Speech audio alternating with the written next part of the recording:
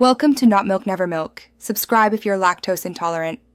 In this video, I will explain how to make quinoa tasty. First, always rinse your quinoa well under cold water to wash away any saponin, which can cause a bitter taste. Next, remember the perfect cooking ratio, 2 parts liquid to 1 part quinoa. For an even richer flavor, try toasting the dry quinoa in a pan for a few minutes before adding your cooking liquid. This simple step adds a wonderful nutty depth to the final dish.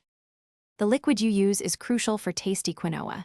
Instead of just water, opt for a flavorful vegetable or chicken broth.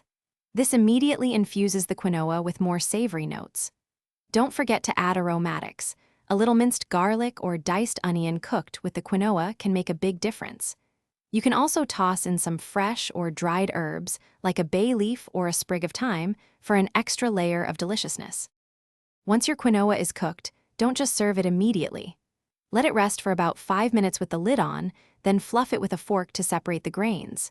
This makes it light and airy. For a burst of freshness, stir in some finely chopped fresh herbs like parsley, cilantro, or chives. A final squeeze of fresh lemon or lime juice right before serving can brighten all the flavors and add a delightful tang. Now that you have perfectly tasty quinoa, get creative with how you serve it. It makes an excellent base for a hearty meal when mixed with roasted vegetables like bell peppers and zucchini.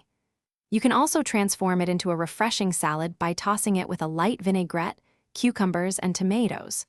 Or, simply use it as a wholesome and flavorful bed for your favorite protein, such as grilled chicken, fish, or tofu. Thanks for watching. If this was helpful, leave a like and consider subscribing. See you next time.